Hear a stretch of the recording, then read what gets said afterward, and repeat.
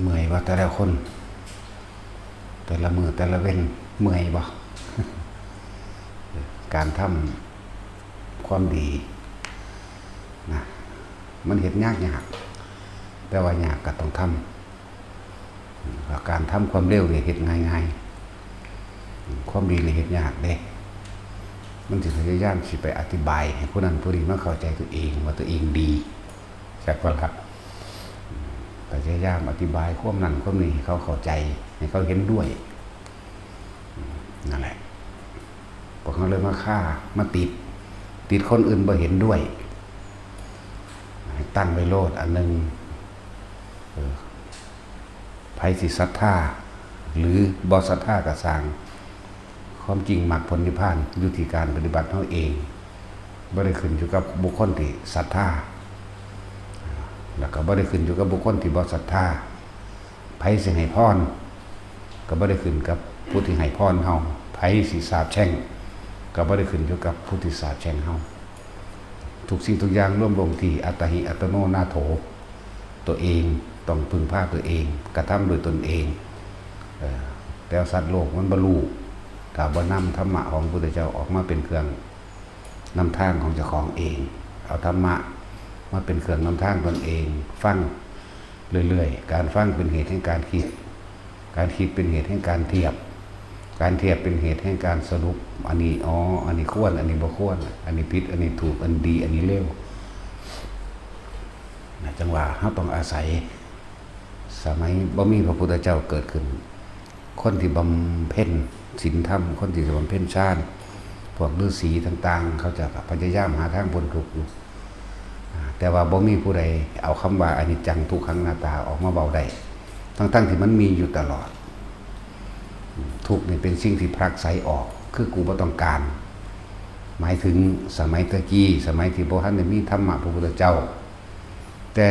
เมื่อพระพุทธเจ้าอุบัติขึ้นแล้วทุกข์เป็นสิ่งที่เราควรกำหนดรู้บ่แม่นสิ่งที่ต้องพลักไสออกปริญเยยันติเมภิกขเวนี่ภิกษุทั้งหลายทุกนี้เราควรกำหนดรู้เด้แม่นบ่ล่ะจังมาเป็นเมื่ออันเราได้รู้แล้วรู้เท่าทันความคิดนึกปรุงแต่งในความอยากใดอยากดีอยากมีอยากเป็นอยากให้มันจีรังอย่างยืนแล้วจึงเป็นปริญญาตันติเมภิกขเวอันเราได้รู้แล้วมันก็ดับลงกันเถอะเพราะว่ามันเห็นตามความจริงแล้วว่าทุกสิ่งทุกอย่างเป็นอนิจจังเป็นอนัตตานั่นแหละว่าตอนนั้นทุกคนให้ความมั่นใจกับตนเองเด้อให้ถ้าจะยึดมาฆ่าโนฆ่าเรียกว่ายึดในหลักการปฏิบัติคือยึดในหลักธรรมยึดในหลักมีความเห็น8อย่างว่ามรรคมีองค์8นั่นแหละสัมมาทิฏฐิมีความเห็นถูกตามความเป็นจริงเห็นว่าสัตว์โลกเป็นไปตามกรรมเห็นว่าทำแต่สิ่งใดใดสิ่งนั้นเห็นว่าทุกสิ่งทุกอย่างเป็นอนิจจังอนัตตาเห็นว่าบ่มีผู้ใดมาสาปแช่งให้เฮาตกนรกมกใหม่เจ็บไข้ได้ป่วยหรือทุกข์เห็นว่าบ่มีผู้ใดอวยพรให้เฮาสุขได้โตเฮาเองล้วนๆนี่เห็นสิ่งใดเกิดสิ่งนั้นดับเห็นเหตุและปัจจัยของความคิดของเฮาเป็นความทุกข์เห็นเหตุแห่งการดับทุกข์พร้อมนี่แหละจังว่ามรรคมีองค์8ก็ดีสัมมาทิฏฐิมีความเห็นตามความเป็นจริงแล้วก็มาถึงสัมมาสังกัปโปคิดเรื่องใดก็ตามเอาความจริงเป็นหลักเอาธรรมเป็นหลักสัจธรรมความจริงเป็นหลักนั่นแหละสัมมาวาจาก็ก้าวข้ามใดก็ก้าวแต่ข้ามจริงก้าวแต่ข้ามจริงล้วนๆไม่มีคำโกหกไม่มีคำหลอกลวงสัมมากัมมันโตการกระทำยังก็แล้วแต่เป็นไปตามความเป็นจริงแล้วก็บ่เป็นไปตามความเบียดเบียนให้ผู้ใดผู้หนึ่งเสียชีวิตและทรัพย์สินสัมมาอาชีโวก็ประกอบอาชีพที่ไม่เป็นเครื่องขวางทางแห่งพระนิพพานมิจฉาวานิชาอาชีพที่เป็นเครื่องขวางหนทางเข้าสู่มรรคผลนิพพานบ่ให้ค้ามนุษย์ค้าสัตว์ค้าเนื้อยาพิษอาวุธค้าอย่างอีกล่ะค้าเครื่องดองของมึนเมาค้าเหล้า6อย่างบ่เฮ็ดเด็ดขาดนั่นแหละจังว่าสัมมาอาชีวก็เป็นสัมมาวายาโมก็เป็นคนที่มีความเพียรตามความเป็นจริง พียรชอบประกอบด้วยธรรมคือตามความจริงนั่นเอง มันก็เป็นสัมมาสติระลึกใครควรให้ดีคำว่าสัมมาสติอันคำว่าสัมมาขึ้นก่อนมันก็ต้องตามความจริงอยู่แล้วจึงเป็นสติระลึกถึงความผิดความถูกความชอบความดีอันนี้ผิดอันนี้ถูกให้มันรู้จักแล้วก็เป็นไปโดยการบ่เบียดเบียนเมื่อสัมมาสติก็เป็นสัมมาสมาธิจิตก็เลยตั้งมั่นบ่หวั่นไหวอยู่กับธรรมอยู่กับความจริงคำว่าบ่หวั่นไหวสมมุติว่ามีคนชักจูงชักชวนเฮาปักไปสะเดาะเคราะห์ปักไปดูดวงคือเฮามั่นใจของเฮาอยู่แล้วอนิจจังทุกขังอนัตตาเฮามั่นใจสรุปเป็นไปตามกรรมอยู่แล้วเฮามั่นใจอยู่แล้วว่าบ่มีสิ่งศักดิ์สิทธิ์ใดโดนบันดาลใดๆทั้งสิ้นทุกอย่างเฮาเฮ็ดเองเฮาก็บ่หวั่นไหวคือบ่ไปก็ออกตัวไปบ่ไปนำดอกก็แล้วไปนั่นบ่ล่ะคำว่าสัมมาสมาธิจิตมันตั้งมั่นกับธรรมตั้งมั่นกับความจริงนะเพราะว่ามันเห็นอริยสัจแล้วทุกขังอริยสัจมันหูแล้วทุกขะสมุทัยโยอริยสัจก็รู้แล้วทุกขะนิโรโธนี่ดับทุกข์ก็รู้แล้วทุกขานิโรธคามินิปฏิทัศน์มันก็รู้แล้วเราก็มันเห็นเหตุและปัจจัยทั้งหลายในเรื่องของว่าสัตว์โลกเป็นไปตามความเลื่อนว่าปฏิจจสมุปบาทหรือปัจจัยการเหตุและปัจจัยทั้งหลายให้สัตว์เวียนว่ายตายเกิดนะมันเห็นตัวนี้นำส่วนมันเห็นตัวนี้มันก็สรุปยอดลงที่อนิจจังทุกขังอนัตตานั่นแหละเห็นเหตุและปัจจัยแห่งการเกิดวิชาเป็นปัจจัยมันเกิดสังขารสังขารเป็นปัจจัยเกิดวิญญาณวิญญาณเป็นปัจจัยมันเกิดนามรูปนามรูปเป็นปัจจัยอายตนะอายตนะเป็นผัสสะผัสสะเป็นเกิดเวทนาเป็นตัณหาตัณหาเป็นอุปาทานอุทานเป็นปัจจัยเกิดภพเป็นปัจจัยเกิดชาติชาติเป็นปัจจัยให้มันเกิดชรามรณะเมื่อเกิดแล้วก็มีแต่ความแก่ความเสื่อมความสลายและตายโสกปริเทวทุกขโทมนัสสุปยาสาปิมีแต่ความโศกเศร้าอะไรซึ่งกันและกันเท่านั้นเห็นเหตุและปัจจัยแห่งความดับอภิชายะเตเววะเสสะจรคะนิโรธาสังขารนิโรโธเห็นเหตุก็คือเห็นความคิดแต่ของเองมันกำลังสิแล่นไปคิดนึกปรุงแต่งในความรักใดนั่นนี่อย่างสิปึ๊บมันมีวิธีหยุดของมันไป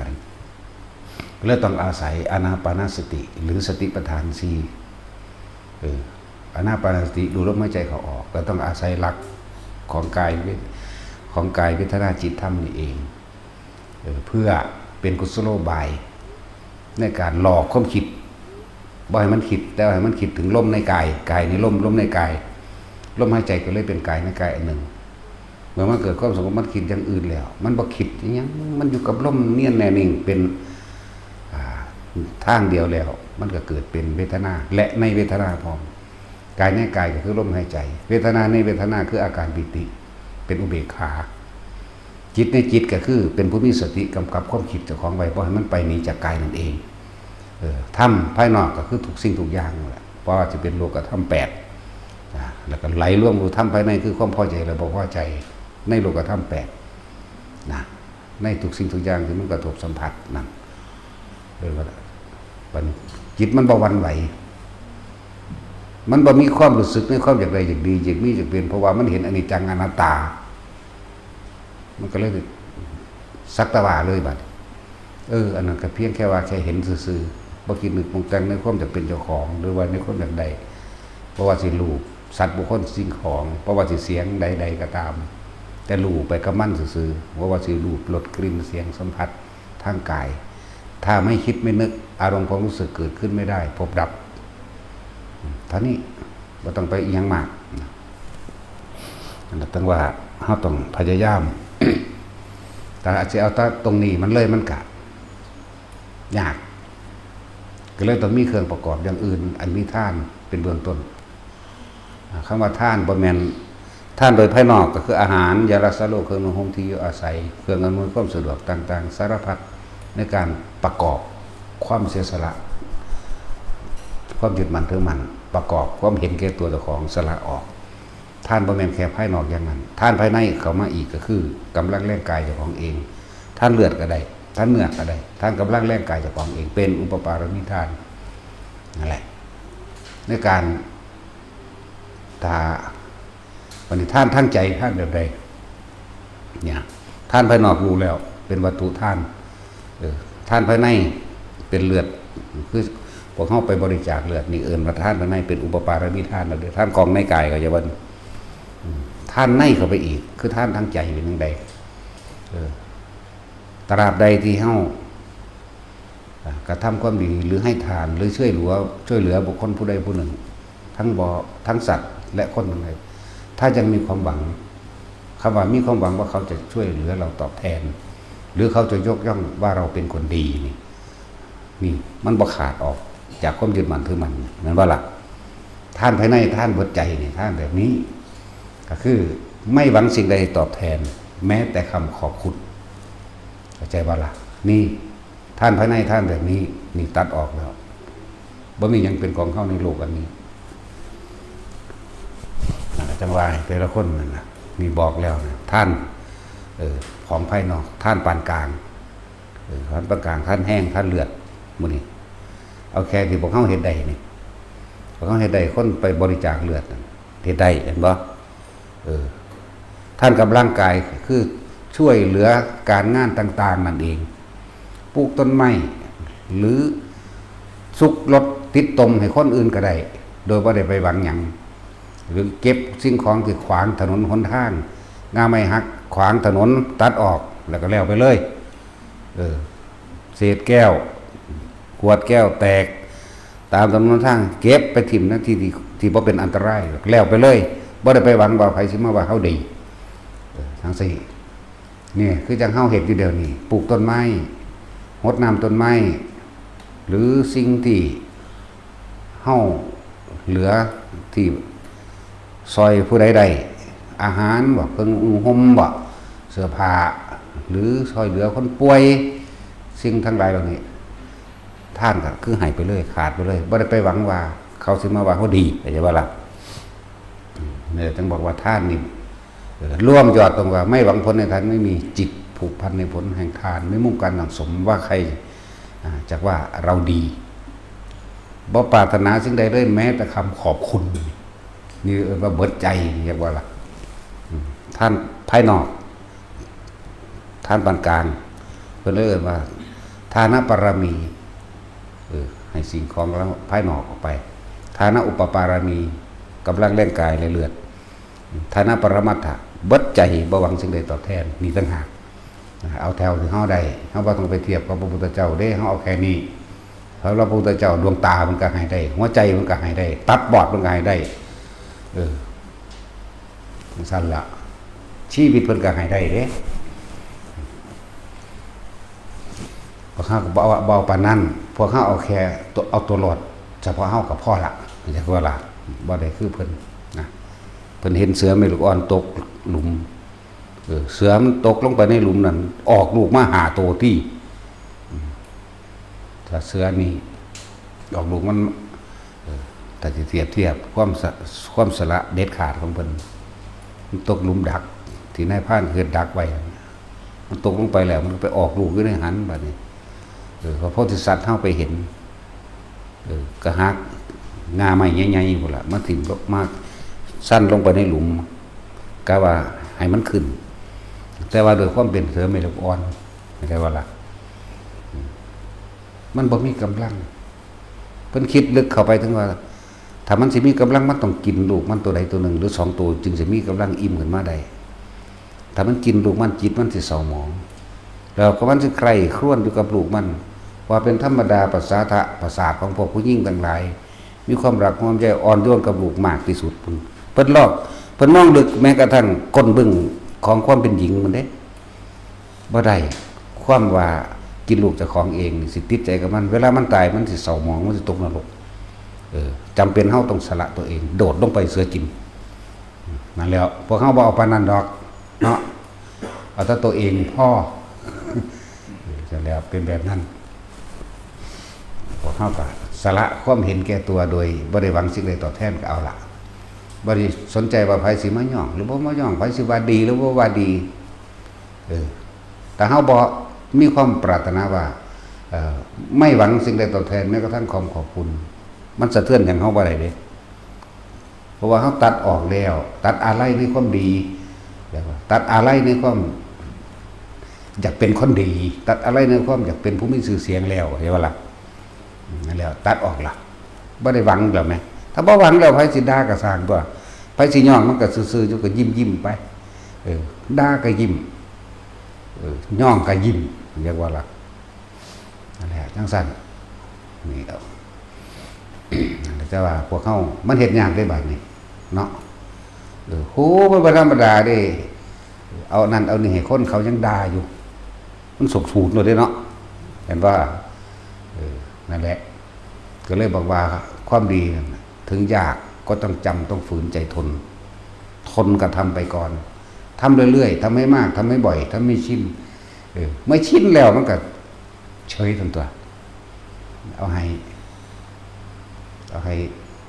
ผู้นั้นผู้นี้ผู้เขาด่าละเฮาเฮ็ดนะเฮาบ่เฮ็ดเอาชนะใจเขาเด้เฮาเฮ็ดเอาชนะความยึดมั่นถือมั่นของตนอะไรบ้านี้นั่นแหละยังสั้นแล้วก็เฮ็ดให้เบิ่งเป็นตัวอย่างอยู่ไหมไปก็ดีดามาโลกูหังเฮ็ด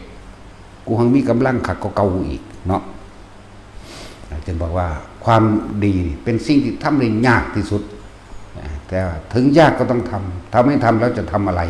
ทำความเลวบ่เห็นบ่ล่ะก็เลยต้องฝืนไปเลยฝืนไปฝืนมากเกิดคงเคยชินชาเฉยถึงจะปิดเสียงไว้อย่าหลับเด้อปิดเสียงไว้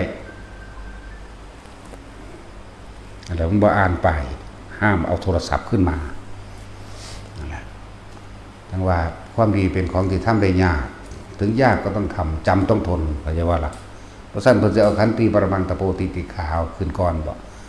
ความอดความทนเป็นตบะอย่างยิ่งเป็นเครื่องคมอารมณ์ของเจ้าของบ่อยมันพุ่งออกมามันจึง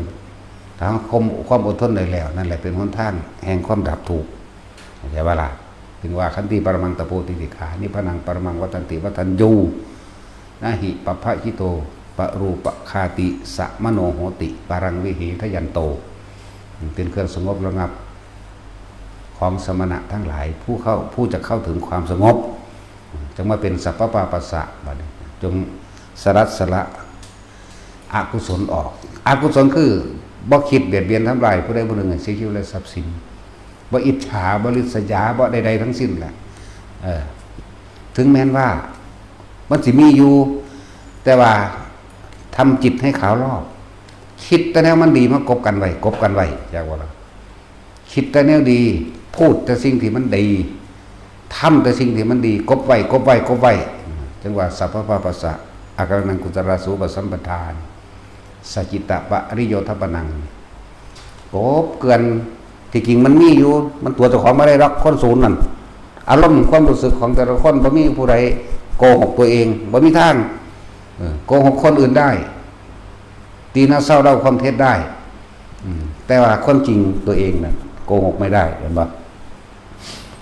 จังว่าฟื้นไปเฮ็ดไปเรื่อย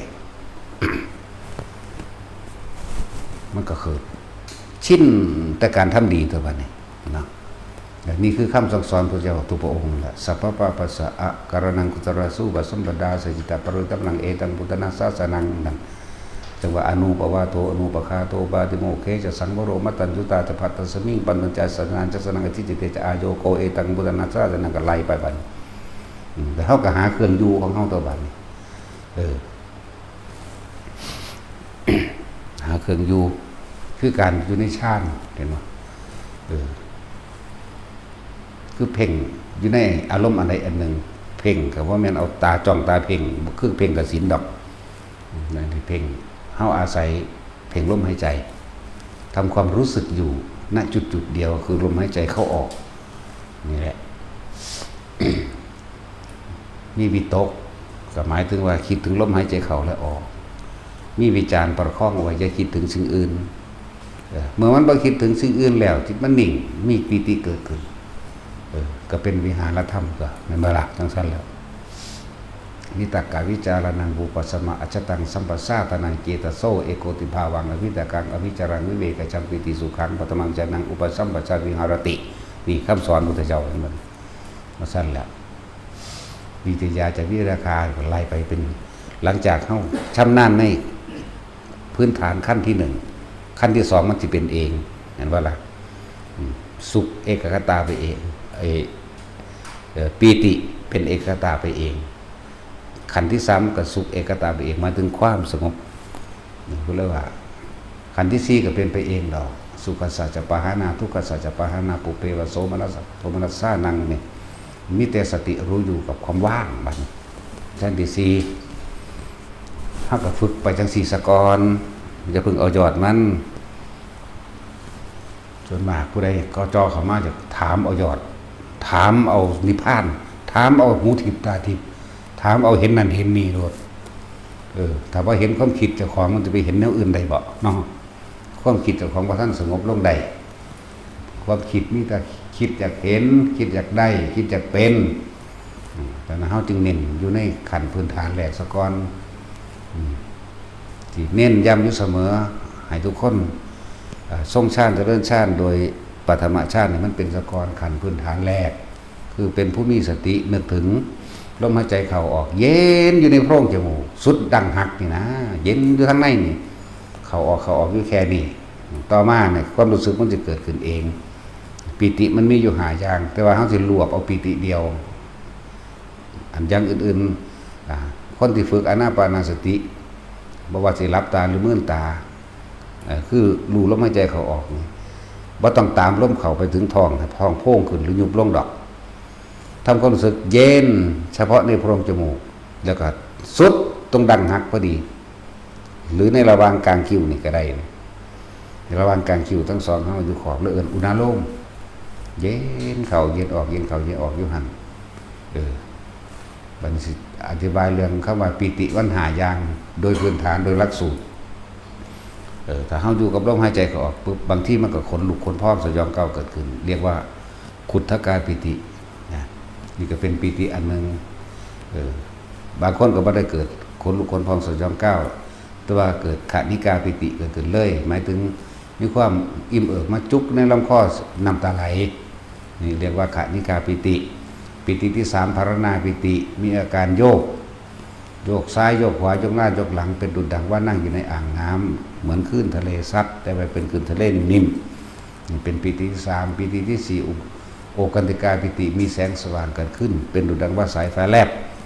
แต่ความจริงวันเฮาฝึกมานี่มันบ่เป็นแบบสายไฟแลบก็เป็นแล้วเป็นเหนือนั้นไปอีกเยอะกว่านั้นอีกปิติที่5เรียกว่าอุปงคาปิติเป็นดุจดังว่ากายลอยขึ้นบัดนี้เฮาสิตัดใน5อย่างออกบัดนี้เฮาสิใส่แบบสมาธิลืมตาเหลือบตาดูปลายจมูกจะว่าเพ่งก็ไม่ใช่เพ่งแต่ว่ามันสิเห็นล่างๆแกว่าเขาใส่วิธีแบบก้มนิดหน่อยเหลือบตาดูปลายจมูกแล้วหายใจเข้าตามธรรมดาเฮาบ่ทันได้จับลมได้เฮาก็ต้องใส่คำบริกรรมไปนำหายใจเข้าพุทคำบริกรรมนี่เป็นคำเพื่อระงับความคิดอื่นๆเข้าใจว่าล่ะให้มันคิดถึงแต่คำว่าพุทกับโธหายใจเข้าพุทนี่หายใจออกโธเข้าพุทออกโธเข้าพุทออกโธเหลือบตาดูปลายจมูกเหมือนกับเพ่งลงไปที่ปลายจมูกเหมือนกับเพ่งแต่ว่ามันบ่แม่นเพ่งหรอกแต่ว่าเหมือนกับเพ่งแต่มันเห็นล่างๆมันบ่แม่นเห็นชัดเจนเด้ปลายจมูกกับล่างพื้นกับล่างทุกอย่างล่างเบิดพื้นกับล่างปลายจมูกกับล่างรู้โทพุทโธอยู่จังซั่นเดี๋ยวความรู้สึกอันนึงสิเกิดขึ้นตรงกลางระหว่างคิ้วนิ่มๆนวลๆเฮาสิจับเอาปิติตัวนี้ตัวเดียวเพราะตัวอื่นมันหลายเดี๋ยวมันก็สงสัยนั่นมันก็สงสัยนี่ก็เลยว่าอยู่นี่หมายถึงอยู่นี่ของเฮานี่ใส่เรียกว่าสร้างกรรมฐานอันนี้ขึ้นมาอันนึงนะเป็นฐานที่ตั้งแห่งจิตสำคัญมากเด้อกรรมฐานที่ตั้งแห่งจิตนะฐานที่ตั้งแห่งจิตก็คือทำความรู้สึกอยู่ณจุดใดจุดหนึ่งนี่เองจุดกลางหน้าผากเฮานี่แหละจุดตรงกลางระหว่างคิ้วได้ใส่ศัพท์โบราณก็ว่าอุณาโรมตรงกลางระหว่างคิ้วมาเป็นเครื่องยืนยันว่าตัวเองมีความรู้สึกอันเป็นกลางแล้วเป็นกลางนั่งอยู่กับเหตุจนเกิดความเคยชินมันน่วงอยู่ระหว่างกลางคิ้วกลางหน้าผากเฮาเองนั่งอยู่ท่าใดก็ได้เฮาบ่จำกัดท่าเฮาจำกัดสติเฮาควบคุมสติต่างหากเฮาบ่กำหนดอย่างอื่นเฮากำหนดสติให้รู้สึกลมหายใจเข้าออกนี่กับน่วงตรงกลางคิ้วกลางหน้าผากนี่ นั่งเหยียดส้อยย่อนขาคัดสมาธิขวาทับก็แล้วแต่ขวาทับซ้ายก็แล้วแต่นั่งพับขาเดียวหรือนั่งท่าใดก็ได้ขอให้จนชินชำนาญในการนั่งดอกยืนทำบัดนี้เมื่อยืนเฮ็ดก็เป็นลมหายใจนี่ปิตินุ่งๆอยู่กลางหน้าผากนี่บัดนี้เดินทำใจว่าล่ะเดินให้จับความรู้สึกลมหายใจกับนิ่มๆลงกลางหน้าผากเลยบ่ได้ไปจับเท้าขาเด้บ่จับกับขาก้าวขวาพูดก้าวท้ายโซตะกี้เฮาก็ฝึกแบบนั้นอยู่แต่ว่าบัดนี้เฮามาจับเอาจุดนี้เลยที่เขาเจ้าฝึกไปก็บ่ผิดดอกคือความชำนาญลงไปของเราเข้าใจว่าล่ะบ่แม่นว่าที่ว่าอันนั้นผิดอันนี้ถูกบ่ว่าเข้าใจบ่ต่างคนก็มีต่างจุดหมายเดียวกันเดินจนเกิดความเคยชินยืนเดินนั่งนอนเกิดความเคยชินอย่าเพิ่งลัดขั้นตอนในชั้นที่2พอในระหว่างมันเริ่มนานมันขึ้นไปชั้นที่2บางทีเฮาย่างงอกๆไปนี่เดินงอกๆไปเนี่ยกูคือบ่ได้เดินจนกูคือบ่ได้กำหนดลมอันน่วงๆหน้าผากคือเกิดขึ้นเลยนอนนี่มันสิขึ้นไปชั้น2แล้วเข้าใจบ่ล่ะไปขั้นที่2เรียกว่ามีเฉพาะปีติสุขเอกคตานี่เป็นขั้นที่2อันตัวนี้สิบ่มีความคิดเข้าใจบ่ล่ะบ่มีความคิดสิมีแต่อาการปิติเกิดขึ้นนะท่านแรกมีความคิดเป็นบ่วิตกก็คือคิดถึงลมหายใจเข้าและออกสำหรับคนที่มีคำบริกรรมคิดถึงคำว่าพูดลมเข้าโทลมออกนั่นบ่นั่นแหละวิตกวิจารปิติสุขเอกตาเรียกว่าชั้นที่1ชั้นที่2บ่มีความคิดย่างไปซื่อๆนี่เป็นโลดเป็นปั๊บนั่นสั้น ชั้นที่3เอา1กับ2มันคล่องก่อนเมื่อ1กับ2ยืนเดินนั่งนอน1กับ2จนคล่องตัวที่3มันสิพัฒนาไปของมันเองสุขเอกคตาเนี่ยหมายถึงสงบจิตเบากายเบาจากว่าเรียกว่ามีความปราโมทย์อิ่มเอิบเลื่อนว่าจิตเบากายเบาโดยความรู้สึกในกายก็สิรู้สึกโป่งๆระวังทำกลางหน้าอกปากกาวาบางที่ก็ลงสุกโป่งๆบนสมองในลึกๆด้วยกลางหัวกะโหลกนี่แต่ว่าเด้อนี่เป็นตัวที่3โป่งยุ่งสั่นที่เอาแค่1 2 3นี่เอาละแต่ชั้นที่4มันเข้าของมันเองดอกบ่มีผู้ใดตั้งใจเข้าได้ถ้าบ่ชำนาญตั้งใจเข้าได้แต่ว่าชำนาญมากๆซ้ำแค่100เทื่อบ่ทันชำนาญแต่ผู้ชำนาญนี่ย่างไปซื่อๆเวิบไปโหลดได้ทั้งนั้นอาศัยการฝึกฝนเอาเป็นแสนล้านเทื่อพุ่นละเป็นแสนเป็นล้านจึงจะชำนาญได้กำหนดได้อันนี้กำหนดถิ่นเอาไว้ที่หลังเรื่องนั้นเอาแค่1 2 3เอาละให้รู้จักความรู้สึกใน1 2 3ชั้นที่1ที่2ที่3แค่ชั้น1มันก็สามารถรู้ทำเห็นทำได้แล้วละเข้าใจบ่ล่ะพอง่ายๆเพราะเข้าใจว่าบรรลุได้คือการส่วนมากก็จะบรรลุอยู่ชั้นที่1นี่เด้ล่ะเข้าใจบ่ล่ะชั้นที่1มันมีวิตกวิตกหมายถึงคิดใครควรพิจารณาตามเป็นเรื่องเดียวเรียกว่าทรงกระแสตามธรรมคำสอนตามความเป็นจริงกับชีวิตจริงของเจ้าของเองชีวิตจริงประสบการณ์จริงในชีวิตจริงของตนทรงกระแสตามหมายถึงคิดใครควรพิจารณาตามแต่ว่ามีอาการปิติยืนยันไว้เข้าใจว่าล่ะนี่แหละเฮาฟังธรรมอยู่นี่น่วงขึ้นกลางคิ้วกลางหน้าผากหรือน่วงนางเนิบหนาบอยู่บนหัวเฮานี่ก็ตามใครควรไปบาดมันยอมรับในความจริงที่ตัวเองเคยเป็นมาฟึบเข้าจุกอกกึกขึ้นน้ำตาไหลไปพร้อมหมดเห็นบ่ล่ะนี่คือจิตมันยอมรับของมันเองว่าได้ดวงตาเห็นธรรมกันว่าได้ขณะนั้นขณะที่มันเป็นนั่นเองเป็นนักขณะของมันไปหรอกแต่ว่าเฮาบ่ต้องไปทะเยอทะยานชั้น4 5 6 7 8อีหยังดอก5ก็คืออรูปนั่นแหละอากาสานัญจายตนะอากินจัญญายตนะนี่วิญญาณัญจายตนะหรือบาเนวะสัญญานาสัญญาเอาไว้ซะก่อนพวกนั้นป่านมันสิเป็นเรื่องเป็นของมันดอก ว่าเน้น1 2 3นะตัวนั้นก็จำเป็นต้องไปฝึกอีหยังมันบาดเป็น1 2 3 4 5 6 7 8มันเป็นเองดอกฮอดบ่จักซ้ำว่าเจ้าของเป็นแม่นบ่ล่ะจังซั่นแหละเป็นสะก่อนจังหูจักซื้อที่หลังทางดีตัวอันนี้ไปหูจักซื้อที่หลังดอกกุมให้เป็นมันบ่เป็นเด้เนาะนั่นแหละก็เอาแค่1 2 3มันชินซะคือคนฟังธรรมจริงแต่มีความรู้สึกอาการนิ่มนวลนี่สอนพื้นฐานให้สำหรับหลายๆคนที่อยากมาฝึกหรือกำลังฝึกตนเองบ่มีโอกาสได้มาอยู่เมืองนอกก็มีอยู่ต่างจังหวัดก็มีฝึกตัวเองฟังไปนำใครควรไปนำเกิดความเคยชินให้เฮามีเครื่องอยู่สะก่อนบางที่เพิ่นก็เอิ้นว่าวิหารธรรมบางที่ก็เอิ้นว่าเรือนแห่งใจบางที่ก็เอิ้นว่าฐานที่ตั้งแห่งจิตบางที่ก็เอิ้นว่าสมาธิแปลว่าจิตตั้งมั่นถ้าตั้งมั่นน่ะตั้งตรงไหนว่าซ้ำเข้าไปอีกตั้งตรงนี้ความรู้สึกนี้ถ้าเข้าใจความรู้สึกตรงน่วงนึบตรงกลางคิ้วกลางหน้าผากได้แล้วบางที่มันขึ้นมาข้างบนกายเข้าใจว่าอ๋อตั้งมั่นในกายที่แรกเอาจุดเดียวซะก่อนจะพึ่งหลายจุดมันงง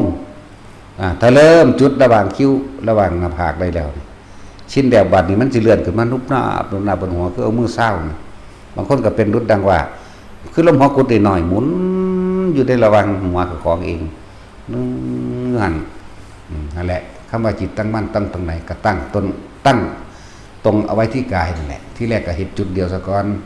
เนี่ยบัดมันเลื่อนขึ้นมาตรงกลางหัวก็จังเข้าใจแล้วอ๋อแม้บางที่มันไปน่วงเนื่องจากว่าตรงทำกลางอกกว้างๆบ่แม่นจุดเดียวหน่อยๆบ่แม่นแบบหน้าผากเข้าใจบ่แม่นแบบหัวสำนิแต่ว่ามันเป็นเบิดเวิงนี่เบิดเวิงทำกลางอกเขานี่อิ่มนั่นแหละเป็นปิติเป็นปราโมทย์เป็นปราโมทย์ปิติปราโมทย์จักสิใส่ซับได้แล้วเพิ่นจังว่าจิตเบากายเบาเนาะอิ่มว่างๆเวิ้งๆก็ว่าไปโซโลเซเลก็ว่าไปนั่นแหละฝึกให้มันชินชำนาญซะก่อนใน1แต่1แล้วตัว2เป็นเองตัว3เป็นเองตัว4เป็นเอง5 6 7 8เป็นเองขอให้ทุกคนเรียกว่ามั่นคงในชั้นที่1ยืนเดินนั่งนอนนี่นึกเมื่อไหร่ได้เมื่อนั้นนี่ไหมทำเมื่อไหร่ได้เมื่อนั้นนี่ไหมจังมันสิปืนไปสอนที่พึ่งหลักงับมาซะก่อนว่าเอ้า1มันมาแล้วไว้กู2ก็คือ2ไปเลยโลดหน้าบัดนี้นั่นแหละจึงว่าฝึกนั่งท่าใดก็ได้บ่ได้จำกัดนอนอยู่อูก็เฮ็ดได้เข้าใจบ่ล่ะนอนอยู่ท่าใดก็ได้คือกันนี่เดินนั่งนอนครบแล้วบัดนี้หัดย่างเฮ็ดบัดนี้คนที่ทำสมาธิแบบเดินรู้สึกว่ามันสิตั้งมั่นกว่านะรู้สึกว่ามันตั้งมั่นมันยากแต่ว่าเวลามันอยู่แล้วมันสิมั่นคงกว่ามันนะเพราะว่าเฮาสิไปกังวลกับเท้าขวาเท้าซ้ายกว่าบางคนก็ฝึกแบบพุทโธนั่นบ่ล่ะแต่เฮาฝึกเป็นแล้วเฮาจับในความรู้สึกในกายเลยเอาหลักสติปัฏฐานสิเอาอานาปานสติในสติปัฏฐานสิโดยบ่ได้คำนึงคำนวณถึงท่านะแบบเป็นเดินว่านี่เดินถึงสิเฮ็ดยากแต่ว่าถ้าเป็นแล้วรู้สึกว่ามันสิอยู่ตัวกว่ากันรถแท็กซี่ขับรถปั๊บเป็นปั๊บเลยวะย่างออกไปจากนี่ปั๊บก้มปั๊บเป็นปั๊บรถนั่นบ่นั่นเลยเอิ้นว่ามันคล่องถ้าตัวนี้หายเด้คิดไปแล้วแม่นบ่นั่นแหละหมายถึงคิดออกจากกายถ้าคิดอยู่ในกายหรือคิดอยู่จ่อๆหรือคิดในขณะที่เฮาคุยกันก็เป็นคือเก่าเทศอยู่ตอนนี้ให้มันเป็นก็เป็นได้เทศจับอุณาโลมก็ได้เทศจับนวงนางบนหัวก็ได้เทศจับอยู่นี่ก็ได้เพราะความคิดเฮาบ่ได้ออกไปทางอื่นจังว่าล่ะมันอยู่ตรงเฉพาะหน้ามันอยู่ตรงเฉพาะหน้าคือนี่เน้นย้ำเฉพาะเรื่องเดียวเข้าใจว่าล่ะจังซี่บ่ให้มันมีก็ได้ให้มันมีก็ได้นั่นแหละว่าทุกคนฝึกให้ชินชำนาญเฮาต้องการความมั่นคงความมั่นใจความ ขาดคะเนเฮาบ่ต้องการประมาณนี่เฮาบ่ให้ประมาณ8นี่เขาสิว่าประมาณ10แต่12เขาว่าประมาณ10นั่นบ่ล่ะแต่14 15เขาก็ว่าประมาณ10ก็ได้ประมาณ20ก็ได้เฮาบ่เอาค่าโดยประมาณเฮาต้องการเป๊ะๆนี่จังว่าล่ะเป๊ะๆมั่นคงเลยจังว่าสอนสติหลายๆอย่างเน้นปลูกมันหูเด้ให้ยางนับขานับก้าวมื้อนี้ได้จะก้าว3,438ก้าวไปบิณฑบาตหลังจากแต่งตัวเรียบร้อยแล้วปุ๊บเริ่มเดินปุ๊บมันสินับรถนั่นแหละสติมันบ่ออกจากความรู้สึกในกายหรือการเดินของมันเองอย่างบ่มันสิบ่คิดถึงบ้านมันสิบ่คิดถึงผู้นั้นผู้นี้ปู่ย่าตายายมันสิบ่คิดถึงผู้นั้นผู้นี้มันเร่งเอานี่เวลาหยุดใส่บาตรกึกหยุดไว้ตอนนี้ได้49แล้วนี่เขาใส่ป๊อกย่างไปอีก41ก้าวมีผู้ใส่อีกหยุดไว้45ก้าวมีผู้ใส่อีก80 90 100นั่นแหละ3,448ก้าวจังซี่นะนั่นแหละผู้ใดฝึกก็ได้แก้ผู้นั้นเด้อเข้าใจว่าล่ะบ่ได้แก้ผู้บอกเด้แต่ก็บ่ได้แก้ผู้วิจารณ์ไปทั้งโอ้ดีก็บ่ได้แก้ผู้วิจารณ์ว่าดีอุ้ยบ่แม่นบ่ถูกก็บ่ได้แก้ผู้วิจารณ์ว่าบ่แม่นบ่ถูกเข้าใจว่าล่ะได้แก้ผู้นั้นเอง ฝึกเอาของไผของเราอันนี้บ่มีไผเฮ็ดให้กันได้แต่แนะนำซื่อๆเด้มันก็มีกำลังจิตของมันเองกำลังจิตคือกำลังที่ความตั้งมั่นแล้วก็บ่หวั่นไหวเอานี่อาจจะมีคนถามแม่นบ่มันต้องจำไว้สุวรรณย่างได้419แล้วนี่เพลงใดพี่เน้นจังซี่มันจำไว้แต่ว่ามันก็ตอบเขาได้แล้วมันก็กลับมาวัดทันทีเลยนี่ถ้าคนฉลาดเห็นแล้วความเกิดดับจักบัดเกิดดับเมื่อกี้คุยกับผู้นี้ไปเกิดกับผู้นี้หมายถึงแค่เฉพาะจิตพอความคิดทราบเอาแล้วกันมันก็ดับกับผู้นั้นเกิดสิ่งนั้นก็ดับกับสิ่งนั้นกลับมาอยู่ในตัวเองเหมือนเดิมอยู่ในขาอยู่ย่างไปนะและถ้าผู้ใดแทรกเอาเรียกปัญญามีปัญญาแตกแขนงหรือต่อยอดควับออกไปอีกก็ฮู้นะถือว่าเฮาอยู่ในชาติที่1นี่ตอนนี้รู้ลมหายใจเขาออกปึ๊บมีชาติที่1ปึ๊บถ้ามันเผลอหรือจะว่ามันเผลอไปคิดถึงบ้านปั๊บดึงกลับมาหาลมหรือมีอุณหภูมิขึ้นปั๊บคิดเลยเมื่อกี้กูไปเกิดกับบ้านกลับมานี่ดับแล้วอ๋อนี่คือจิตเกิดดับอ๋อนี่คือจิตบังคับบ่ได้โอ้มันเป็นแบบนี้นี่เองนี่เลยเรียกว่าต่อยอดเราเองในทางปัญญาเพียงแค่ปฐมฌานการฟังและการทำความคิดเห็นให้ตรงเป็นแบบใดฟังและทำความเห็นให้ตรงการบรรลุวิมุตตายตนะหมายถึงการความหลุดพ้นมันไม่หายางบรรลุเพราะว่าการฟังก็ได้เวลาแต่ว่าในการฟังตรงนี้ความเห็นให้ตรงเลย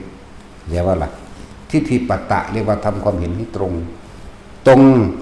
กับคำที่เพิ่นเทศตรงกับประสบการณ์จริงในชีวิตจริงของตนเขาจะใครควรแบบนี้แม้การเกิดก็เป็นทุกข์เขาจะใครควรเลยทุกข์เพราะว่าหยังกูหิวกูห้อนกูหนาวกูเจ็บกูไข้กูป่วยปวดท้องนะทายปวดท้องเหี่ยวนั่นอันนี้โอ้ก็เป็นทุกข์เพราะว่ามันเป็นสภาวะที่มันทนบ่ได้มันต้องไปปลดเรียกว่าล่ะโอ้นี่แบบนี้เองความแก่เป็นทุกข์มันบ่ยอมรับเรียกว่าล่ะนั่นแหละความเจ็บไข้ได้ป่วยไม่สบายเป็นทุกข์ประสบการณ์จากของเองมีอยู่แล้วไหมอ๋อมันแม่นคมเพลินเบิดเด้ความพลาดพลาดจากสิ่งที่รักก็เป็นทุกข์ปูเฮาตายยาเฮาตายโอ้นี่คนที่เฮาหักเฮาเคารพเฮาบูชาสูงสุดมันสิวืบเข้าไปถึงความผูกพันความละเล่นหรือความที่ปู่ย่าตายายป้อนข้าวป้อนน้ำเอานั่นเอานี่เสร็จตนเสร็จโตพาอาบน้ำพาไปเที่ยวเล่นมันสิไปมันโอ้มันเป็นทุกข์แต่มันผูกพันแบบนี้นี่อะไรจังบอกว่าเขาเจ้าคิดแบบนี้แต่ว่าเขาเจ้ามีความรู้สึกนี่น้ำเทศนี่ใช่ว่าล่ะนี่เรียกว่าปฐมฌานบางที่ก็ผู้อยู่นี่ก็อยู่บนหัวนี่นุ่มนาบอยู่นี่ก็ตามนั่นแหละวิตก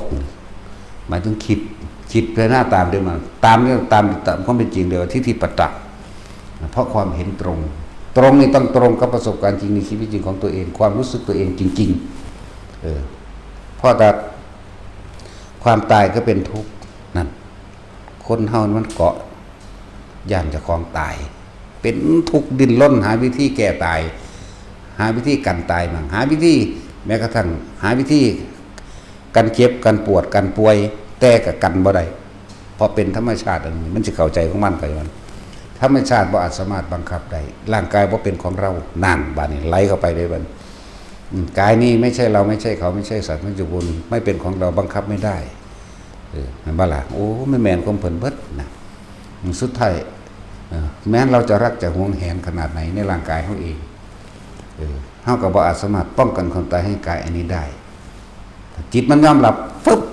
กึกจุกเข้ามาในข้อเลยอย่างนั้นน้ำตาไหลสะอึกสะอึดเนี่ยนั่นแหละเรียกว่าได้ดวงตาเห็นธรรมเห็นตามก็เป็นจริงก็ยอมรับมันยอมรับได้เกิดเป็นทุกข์แก่เป็นทุกข์เจ็บป่วยไม่สบายเป็นทุกข์พัดพรากจากสิ่งที่รักเป็นทุกข์ตายเป็นทุกข์มันยอมนั่นแล้ว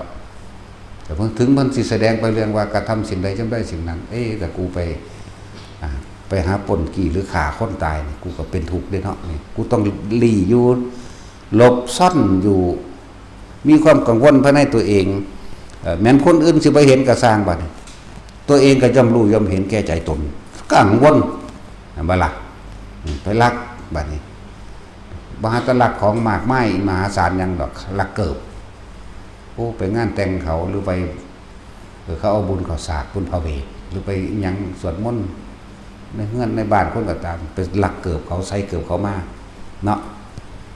นักสั้นแล้วเอามาเสื่องไว้ในเฮือนเสื่องไว้แล้วก็ยังบ่ดีใจเอาไว้มองได้ก็บ่ดีใจเด้ยันเขามาเห็นมองนี่แล้วว่าแจบใจกูแล้วใบบ่หาเห็นดอกกูเสื่องเกิบแมงไว้บ่อนนอนเจ้าของคุณเนาะอย่างลงมาข้างล่างพี่น้องเกิบอย่างว่าซื่อๆมันหนาลาเหรอเด้แม่นบ่ล่ะนี่มันถูกบ่ล่ะจะทุกข์ตัวทุกข์เป็นสภาพว่าที่ยากแก่การทนแห่งความรู้สึกเด้นะความรู้สึกนี่มันตัวเจ้าของบ่ได้เลยอู้ยมาหยังน้อบัดนี้น้อหูจักซะน้อว่ากูเอาเกิบเข้าบ้านกูสิตอบว่าจังได๋ล่ะนั่นตัวไปต่อเลยเห็นบ่นี่สิหาคำโกหกเขาไปต่อล่ะนี่บวกกันไปเลยเห็นบ่นี่ทางสั้นตัวหลักแล้วก็โกหกตัวได้บัดโกหกต่อเด้กูตัวเขาวางได้เนาะกูสิเว้าจังได๋เนาะนี่คิดหาคำเกตัวไว้แล้วเนาะนั่นแล้วเป็นทางสั้นเรียกว่ามันเลยกลายเป็นโกหกให้ผู้อื่นเสียชีวิตและทรัพย์สินไปพร้อมเด้เห็นบ่เสียชีวิตมันก็เสียทรัพย์สินตัวมันสิตัวไปอีกอยู่นี่นั่นแหละว่ามันตัวความรู้สึกเจ้าของบ่ได้เด้อสั้นเนี่ยนะบัดนี้เฮาก็เลยเห็นว่าสัตว์โลกเป็นไปตามกรรมโอ้ก็แบบนี้นี่เองก็ยอมรับแล้วมันก็คายความมาจากไปเบียดเบียนทำลายผู้ใดผู้หนึ่งเสียชีวิตด้วยทรัพย์สินตรัสว่าดวงตาเห็นธรรมเกิดความเห็นตามความจริงคำว่าสัตว์โลกเป็นไปตามกรรมบัดนี้มันเลยบ่กระทำกรรมอันใดอีกในการทำร้ายเบียดเบียนผู้ใดเสียชีวิตทรัพย์สินบ่มีความคิดเห็นแบบนี้เลยบัดนี้บ่มีในใจบ่มีในจิตแล้วโตศีลเลยเกิดขึ้นมาเองเรียกว่า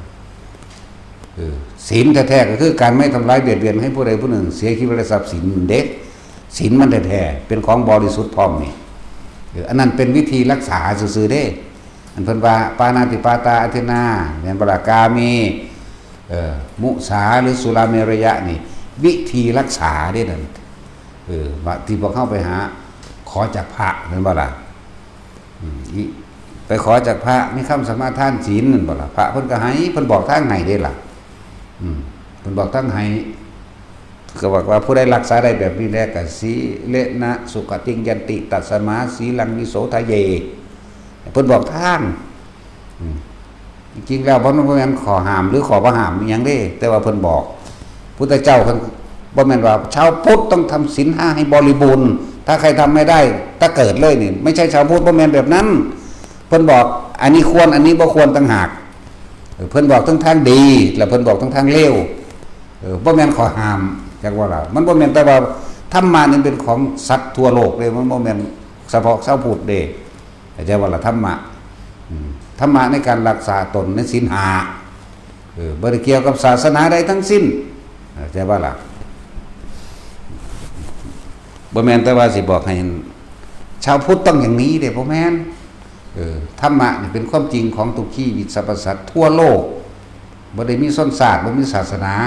แต่ว่าเป็นความจริงของชีวิตคำว่าศาสนานี่เป็นแนวทางของผู้รู้หรือหนทางของผู้รู้เลิศศาสนาพุทธศาสนาคริสต์ศาสนาฮินดูศาสนาพราหมณ์ศาสนาหยังก็ว่าไปนี่เป็นเรื่องอัตลักษณ์ตัวตนแต่ธรรมะบ่มีอัตลักษณ์บ่มีตัวบ่มีตนสามารถฝึกฝนแล้วก็ปฏิบัติหลุดพ้นได้เสมอกันเบิดทั่วโลกนี่แม้แต่คนป่าบ่รู้หนังสือเข้าใจว่าล่ะนั่นสั้นแหละคำว่าศีล5นั่นน่ะเป็นการขอเป็นพระเพิ่นก็บอกทางให้ถ้าพวกเจ้ารักษาได้แบบนี้เด้อพวกเจ้าบ่ไปฆ่าคนโดยธรรมของฆราวาสโดยศีลของฆราวาสมันก็สุดมันไปฆ่าสัตว์อื่นบ่ได้มันก็ต้องมีกินอยู่เนาะบ่ได้คือของหมู่พระภิกษุบ่ได้พระภิกษุก็ต้องงดเว้นถึงที่สุดแม้ก็ฆ่ายุ่งบ่ล่ะเพราะสอนฆราวาสก็อย่าฆ่าคนตัวนั่นว่าซั่นก็จะลักของคนตัวก็จะปล่อยไปผิดในกามข่มขืนผู้ใดตัวถ้าบ่ได้ข่มขืนเขาให้ก็เอาโลดบ่ได้ข่มขืนนะจักว่าล่ะสั่นตัวมันเป็นน้ำตัวถ้าพอไปโกหกให้ผู้ใดผู้หนึ่งเสียชีวิตและทรัพย์สินมันก็ดีตัวเป็นว่าซั่นถ้าพอไปดื่มสุราและเมลัยเนี่ยมันก็บ่เสียสติเมื่อมันบ่ได้เสียสติมันก็บ่เฮ็ดอิหยังผิดพลาดตัวมันก็เลยอยู่แบบปลอดภัยในตนเองนั่นบ่ล่ะก็อยู่สบายตัวนี่คอยของฆราวาสแต่เรื่องธรรมะให้กินหาปูหาปลาขุดกบขุดเขียดไต่แมงกินู่นกว่ากี่โปมเป็นธรรมดาก็เอาตามระดับของเจ้าของบ่แม่นสิเอาสำเพิ่นเห็นบ่ล่ะเพิ่นก็บอกวิธีให้อยู่ได้ล่ะนั่นแล้วโดยหยาบๆสินหยาบๆมันก็บอกอยู่เรียกว่าสมาทานตวิรัตสมาทานนี่ขอจากพระก็เป็นผู้บอกทางให้เจ้าเชฟไปเฮ็ดกระชางนี่บ่งั้นนั่นบ่ล่ะนั่นแหละบัดนี้ เจตนาไตรลักษณ์ก็ตั้งใจเอาเฉพาะเจ้าของบ่จำเป็นต้องขอบัดนี้มื้อนี้วันพระเว้ยผู้ที่ตั้งใจบ่ฆ่าสัตว์ทั้งคนทั้งขี้โปมนั่นแหละทั้งปลานั่นแหละเข้าใจว่าล่ะทั้งงูเขียวเกี่ยวกับพร้อมมันนั่นแหละผู้ตั้งใจเกินแค่บ่ฆ่าบ่ลักบ่ประพฤติผิดในกามบ่ขี้ตัวผู้ใดบ่กินเหล้าเมายาเครื่องเสพอันใดก็ตามที่เฮ็ดให้เสียสติบ่เอาเลยที่อื่นว่าเจตนานั่นแหละเพิ่นให้วิธีฝึกไปดีเห็นบ่จากหยาบๆที่เป็นฆราวาสอยู่ยังมีการฆ่าปูฆ่าปลาฆ่ากบฆ่าเขียดหอยแข้งและแมลงภู่อยู่ก็เฮ็ดไปมีขั้นหยาบๆจากบ่นี่เพราะว่าข้องเลื่อนบางคนก็เกิดมาในความยากจนเนาะมันก็ต้องหาอาศัยผู้อื่นเป็นเครื่องเลี้ยงชีพเจ้าของบ่อยากจนก็เลี้ยงคือเก่าแล้วเห็นอยู่เนาะต่อมาก็บัดนี้เริ่มเห็นความเจ็บปวดของผู้อื่นอาจจะเป็นสัตว์อื่นเฮาบ้านนอกบ้านหน้าเฮาจี้ปลาใส่ไฟสดๆดิบๆที่บ่ได้ขามันแม่นบ่ลองเอาความรู้สึกของเจ้าของใส่กับความรู้สึกปลาลองเอามือเจ้าของจุ่มเบิ่งเด้อบ่มีไผกล้าจุ่มเข้าไปในไฟนั่นยัดเข้าไปในเท่านั้นเนาะต้องเอาถ่ายทอดความรู้สึกของปลาตัวมาใส่ตัวเองเอาตัวเองไปใส่ปลาเบิ่งมันดิ้นคึกๆมันเจ็บมันปวดมันร้อนเด้นี่เริ่มได้บัดนี้เริ่มสิใส่เจตนาแต่ของเองแม่นบ่ได้ตลอดชีวิตแต่งดเว้นเฉพาะวันศีลวันพระมั่งนะนี่กลางๆแน่แม่นของเพิ่นเลยกี้หอยมันบ่มีตีนเนาะมันแล่นออกมาบ่ได้คืออีปูเด้แต่ปลาก็บ่มีตีนแต่ว่ามันดิ้นแห้งมันว่าตัดสินเจ้าเคยกี้บ่คักโพดเนาะฟาดโอวะขึ้นมาแล้วถิ่มใส่กองไฟหล่นดิ้นอยู่ว่าสั่นมันดิ้นมันบางที่มันสะบัดไฟมาถึงเจ้าของศูนย์ให้มันว่าสั่นเนาะโคตรแท้เลยศูนย์อีกตายตอนนั้นนะแม่งลงนรกสดๆนั่นนี่ ลงนรกได้โมโหนั่นแหละล่องบัดนี้เฮาเอาความรู้สึกของเฮาเองกับป่านั่นกับปูนั่นกับหอยนั่นกับ หลายอย่างที่เขาถิ่มลงไปในไฟนั่นลองเบิ่งเด้อมันเริ่มเห็นโทษก็เลยเริ่มงดเว้นโดยตัวเองเฉพาะวันพระเดือนหนึ่งมันมีอยู่4 ศีล1 ดอกนั่นบ่ล่ะ8 คำ 15 คำขึ้นกับแรมมาแหละปีหนึ่งมีเท่าไหร่แท็กซี่ฮะ48บ่แม่นบ่12/4เป็น48บ่โอ้คิดออกอยู่ตัวนี่เรียนจบปริญญาสมจบปริญญาครับทองสุขุนวัด12ได้อยู่12/4เป็น48 12/5เป็น60เนาะปริญญาก็สร้างห้างก็เป็นหนี้4 ล้านพุ่นกูบ่เงินกูบ่จบจังกูบ่เป็นหนี้ไผเด้มึงผู้ไว้ก็คือกันแล้วบ่เป็นหนี้ไผเด้เนาะมีแต่สู้หันเป็นหนี้ทั้ง2อ้ายน้องสู้เป็นหนึ่งผู้ละ2 ล้าน3 ล้านเรียนก็สูงทำงานก็เบาสบายมีแต่หนี้เต็มหัวทั้งอย่างอยู่เนาะเอามันเป็นหยังคือเป็นสั่นฮะเราก็ปลูกข้าวกินซื่อๆเราคือผ้าใหญ่อยู่สู้จากมีรถเนาะสู้จากมีหน้าจากมีตาเนาะถือว่ามีบ่หน้าเด้อนี่ มีอยู่มันจากมีชื่อเสียงดีเนาะนั่นแหละเพราะว่าเจตนาไตรวิรัติบัดนี้คือเฮาตั้งด้วยตนเองเพราะว่าเฮาเห็นโทษเฮาความรู้สึกของกบของปลานั่นของปูนั่นของหอยนั่นใส่กันเฮาก็เลยเริ่มนี่เป็นขันกลางๆมันตั้งใจแล้วมันสิเป็นตัวบุญได้บัดนี้จักว่าล่ะบุญก็มีเด้คำว่ากรรมนี่ต้องสำเร็จผลโดยมีเจตนาใส่กันเด้แล้วก็เริ่มฝึกหัดไปเองจนถึงว่าปริเขตวิรัติโหอันนั้นมันเป็นศีลบริสุทธิ์ที่บ่มีความคิดเบียดเบียนก็เริ่มจากหยาบไปหากลางซะก่อนเถอะจังสิเข้าไปสู่ขั้นสูงสุดได้เห็นความรู้สึกเจ้าของเองคักๆแล้วกับสัตว์เหล่านั้นแล้วเกิดความละอายเกรงกลัวต่อบัดนี้แม่นบ่ล่ะโอ้ยกรรมทั้งหลายแหล่นี่ขึ้นหากูเบิดกูต้องเลิกเด้บัดนั่นแหละก็เริ่มฮัดไปจังซั่นบางคนถึงขั้นออกบวชเลยบ่ได้บ่ไหวจังซี่ก็มีเขาสะสมขึ้นไปแล้วแต่เฮาบ่สะสมตอนนี้บ่เข้าใจตอนนี้วิสะสมตอนใดสิไปเข้าใจตอนใดแม่นบ่ล่ะแล้วมันธรรมดาเด้อหลายๆคนที่เป็นมาเบิดนี่แหละบางทีเฮากินกุ้งดิบๆกินปลาซิ่วดิบๆนี่เนาะกูหังมักกูก็กินอีหลีตำบักหุ่งเผ็ดๆนั่นกูเอาเท่านั้นได้ใส่ยำมุ้ยขมแซ่บปูดิบแกะกระดองมันสดใส่โดดนี่เนาะนั่นแล้วบัดเมื่อคิดเป็นตัวเองมึงรู้บาดนี่นั่นแหละหลายอย่างเนี่ยมันเริ่มมีความเห็นตรงกันความเป็นจริงได้คอยแต่ย่อยแต่ของออกดึงถอนความเห็นตัวนี้ออกตัวถอนสิ่งเหล่านี้ออกได้การคารวะเป็นหนทางที่คับแคบในการฝึกหัดเข้าสู่ธรรมะเด้มันต้องสละตัวเองออกมาตัวบัดโอ้บ่ได้ต้องเทศแบบนี้จึงจะสะดวกเป็นธรรมดาส่วนพวกกันบ่ทันใดก็เฮ็ดไปนั่นแหละค่อยๆสะสมไปนั่นแหละสิเอามือเดียวเริ่มก็บ่ได้ดอกเขาเจ้าผู้เพิ่นบรรลุแล้วเขาเจ้าก็สะสมมาหลายภพหลายชาติเนาะพระพุทธเจ้าเฮานับบ่ได้แล้วนับอสงไขยมันก็นับบ่ได้แล้วยังสิมาว่า20 30อีกอยู่เนาะนั่นซั่นล่ะพระโมคคัลลาภาษาลิบุตร2อสงไขยก็ว่าไปเด้ในตำราเนาะสาวกทั่วไปเด้สามัญสาวกแบบสามัญ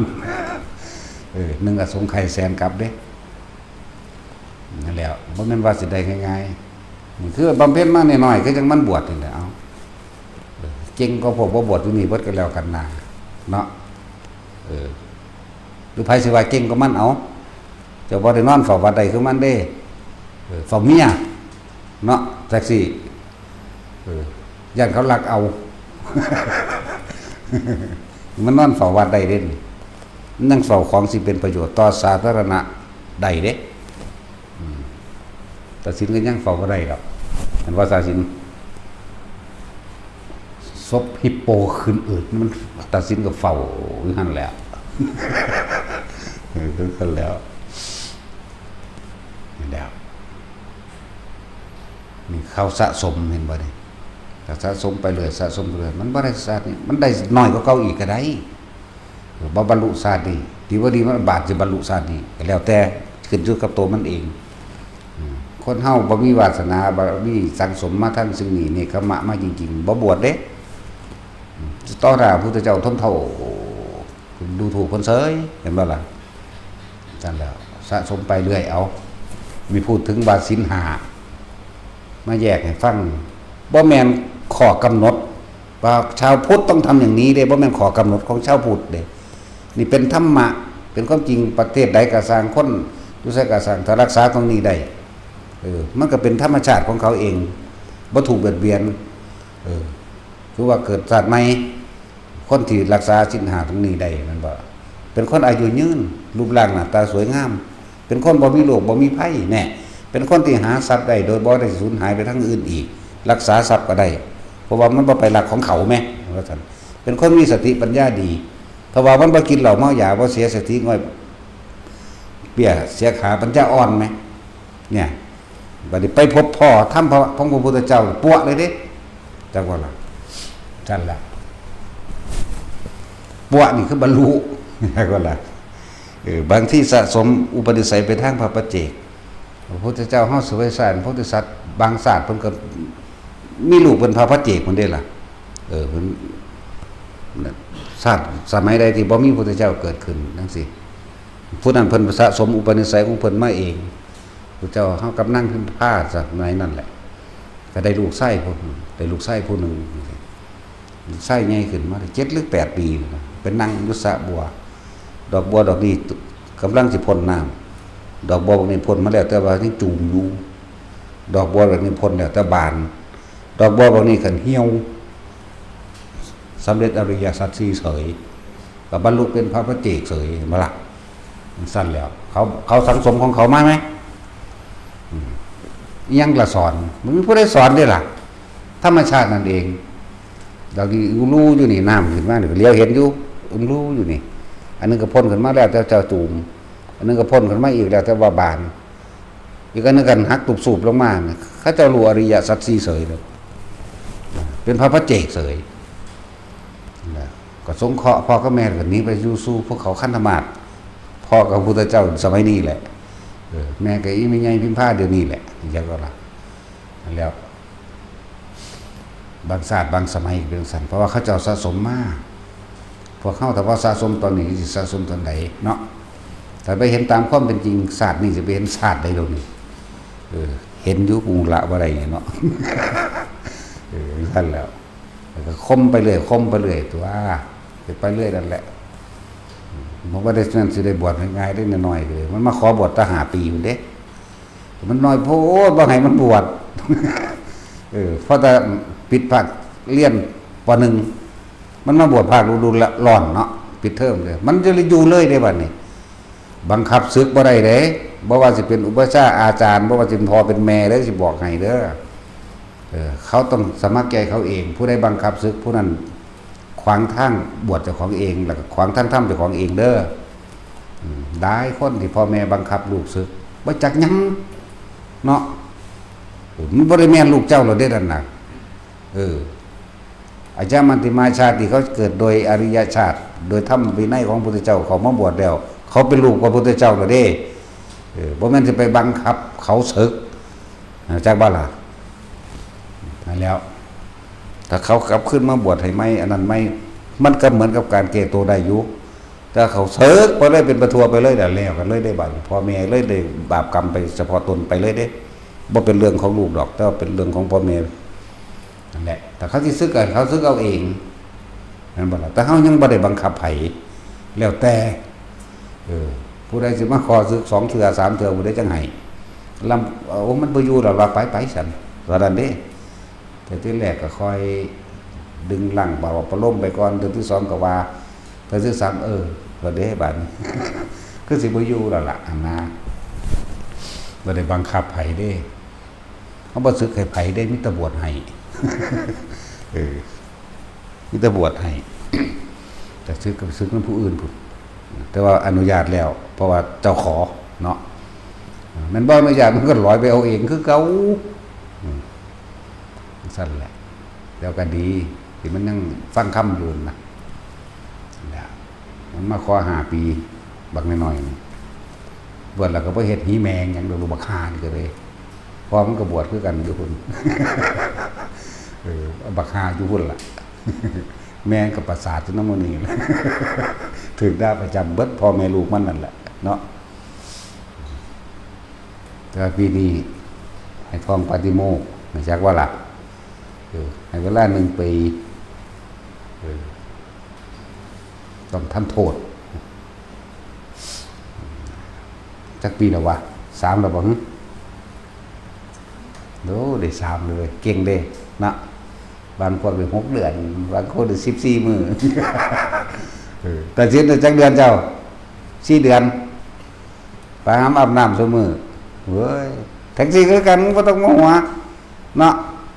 มื้อนี้แม่นเบิดนั่นแหละแหละสูงได้น้อยก็ได้3แล้วเด้สัตว์นี่ได้3ถือสิได้เท่าใดหรือสิตลอดไปก็บ่รู้บ่แน่ของมันแม่นบ่แน่เด้ยังก็บ่กินลังอย่างยืนบ่แน่นอนจักอย่างแต่เขาก็สะสมของเขาพวกนี้เห็นผ้าเหลืองจากบวชโดดเด้พอเขามีอุปนิสัยปั๊บเขามันดู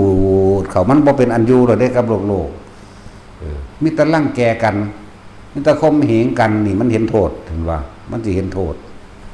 มีแต่จังสั่นเอาเปรียบกันคนนั้นคนนี้นี่ทำมันเข้ามาของมันเองเพราะมันมีของมันอยู่แล้วจะได้ออกมาภากาสวัสดิ์เป็นสีแห่งความเย็นนี่มันจะเข้ามาโลดเด้มันสั้นแหละแล้วก็สะสมของไป แต่พวกบวชตะน้อยถ้าเป็นในขั้นการบรรลุตะน้อยคือกันเด้จักว่าล่ะนี่คือพาเลวตะน้องภาษาลิบุตรจักว่าแต่ไปมั่นไว้ตั้ง5 ปีคุณไหมแม่นี่กับเศรษฐีอีกผู้หนึ่งไปเบิ่งผู้สาวไว้ให้นี่แล้วผู้ใหญ่ชัดแจงให้เบิดอีหยังก็เลยเดี๋ยวพระเลวตะผู้เดินเป็นลูกชายหลาบ่มีผู้สืบทรัพย์สมบัติ80 โกฏบ่ว่าสิเป็นภาษาลิบุตรพระหยังละน้องเพิ่นน่ะ6-7 องค์พุ่นละพระสารีบุตรพระหยังแน่ละลืมละนันทะหรือหยังนี่ล่ะหลายอยู่ดอก7-8ฮอดกับหลานเพิ่นมันไม่ใหญ่อันสาลีนี่ไม่ใหญ่สาลีมีลูกเป็นอรหันต์ถึง7เรียกว่าล่ะแต่ของยังเป็นเดรัจฉีอยู่นั่นน่ะเป็นแบบมิจฉาทิฏฐิหน้าบ่แม่นนั่นแล้วเอาเขาจะมีอุปนิสัยบวชมานานพระเลวตะ5 ขวบไปเว้ากันไว้แล้วแต่ว่าบ่ทันได้ฮอดมื้อสิไปแต่งเรียกว่าไปมั่นฮอดมื้อนั้นไปแต่งเด้7 ปีเอากันไปแต่งเบิ่งโดนนั่นน่ะไปตอนไปมั่นเพิ่นก็ถามกันไว้แล้วว่าว่านี่ไปมั่นอันนั้นเป็นไผล่ะโอ้อันนี้เป็นย่ายข่อยตัวเพิ่นเว้ากันเด็กน้อยผู้สาวผู้เว้ากันอายุ120 ปีแล้วแขวบ่มีจักเล่มหนังก็เหี่ยวเตบลงเบิดแล้วย่างลุกก็ไปมาบ่ได้คนนั้นคนนี้อุ้มไปมาผู้นั้นเป็นไผโอ้นั่นเป็นตาผู้นั้นเป็นไผผู้นี้เป็นนั่นไรเบิ่งมีแต่ผู้เฒ่าๆนั่นเห็นบ่ล่ะอสุภกรรมฐานมันตีขึ้นมาโลดเด้อันพวกนี้มันเห็นเขามาปั๊บเข้ามาในตัวของมันเองแล้วฮอดมื้อสิไปแต่งที่บาดนี่กูสิวางแผนได้ดีเนาะเนี่ยแผนหนีจักว่าล่ะแผนนี้กูต้องทำท่าเจ็บท้องปวดท้ายกูต้องทำท่าเอามะขามไปกินให้เขาเห็นให้คนใส่น่ะเห็นตั้งแต่พอกินดอกเอาไปทุบๆแล้วก็ทิ่มไปบ่ซั่นมันสิบ่มีแหละแห้งแลนหนีจักบ่ล่ะเขาเจ้าจับจูดจะเอาเด็กน้อย7 ปีไปแต่งงานกันเดินทางมาซ้ำนี่ปุ๊บทำท่าปวดท้องก็มีคนไปเฝ้าเบิ่งให้เห็นแต่หัวทำท่าแล้วถึงครั้งที่2ครั้งที่3ก็เฝ้าเอาไปมามันดูเขาข้านเฝ้าติเบิ่งก็คือบ่นำกูดอกเว้ยแต่ว่าก็ออกมาอยู่ครั้งที่6ครั้งที่7เอาล่ะกูต้องจำอย่างเดียวล่ะบัดนี้คือแลนทางภาษาลิบุตรเพิ่นรู้แล้วผู้เป็นอ้ายใหญ่เพิ่นนั่นน่ะถ้าอุปติสสะภาษาลิบุตรรู้แล้วถ้าน้องชายของผมมาขอบวชให้พวกท่านรีบบวชให้ทันทีเข้าใจว่าล่ะเอา พุทธเจ้าบัญญัติไว้แล้วว่าผู้ใดบ่ได้อนุญาตจากมารดาบิดาบ่ได้ให้บวชด้วยกันผมนี่แหละเป็นพ่อเองพ่อเพิ่นตายก็รู้แล้วบิดาก็แม่นบัดนี้เพิ่นเลือแทนบ่ลูกไส้ใหญ่ถือเป็นผู้ปกครองได้เป็นพ่อได้นะก็เลยส่งสัญญาณกันไว้จังซั่นแล้วก้าวย้อนหลังขึ้นไปผู้นี้ก็นั่งพอตะวันถาก่อนเด้อถาอยู่นี่ละเด้อเอิ้นใส่เขาเรียกว่าล่ะแล้วก็รีบลงไปภูมิใหม่ทั้งแทนแล้วหม่ำเลยได้นั่นนะ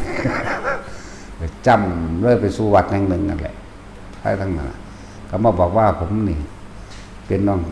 ชายของพระอุปติสสะภาษาคือพวกเจ้าเอิ้นว่าภาษาลีบุตรนั่นแหละนะโอ้พอดีเลยพี่ชายก็บอกไว้แล้วนะก็เลยบวชให้แล้วเพิ่นบ่อยู่หันเด้เพิ่นหนีไปอยู่อีกหมู่นึงเพิ่นเด้ไปอยู่ผู้เดียวอีกต่างหากเด้เน้นนี่เน้นเดวตะบวชแล้วก็หนีไปอยู่เขาเอิ้นป่าหยังล่ะมันอยู่ลำบากสำเร็จเรียกโคกบางนั้นมีเป็ดแบบ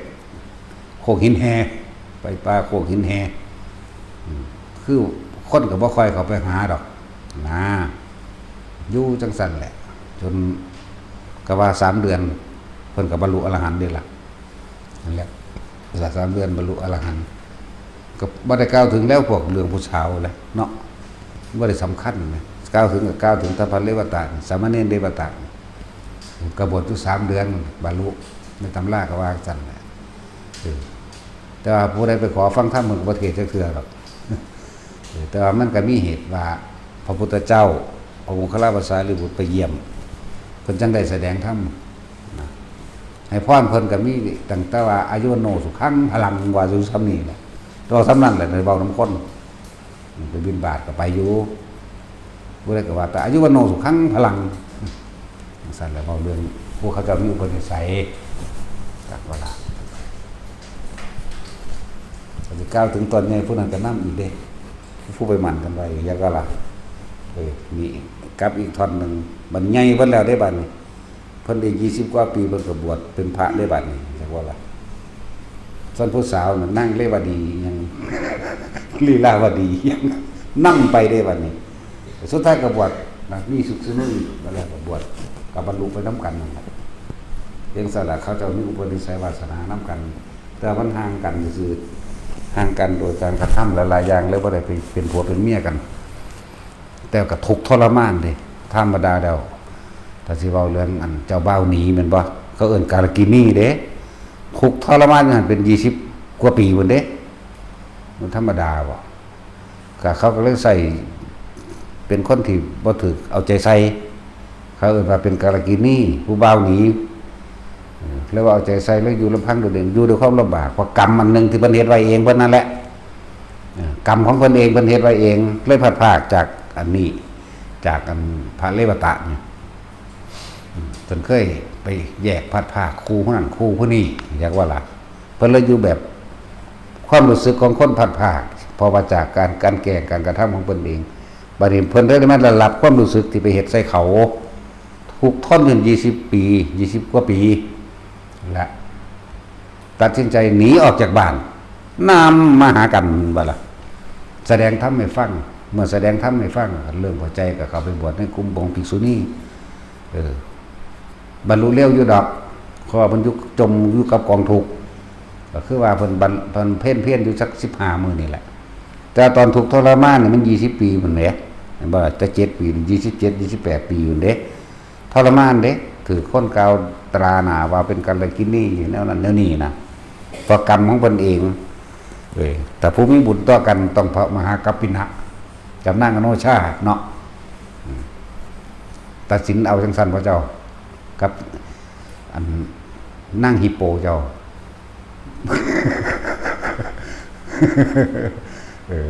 ยังไม่เหสีฮิปโปบะเจ้าเอาจังซี่บ่เจ้าสิมีหลายคู่อยู่เด้เนาะสมชายเอาแบบใดสมชาย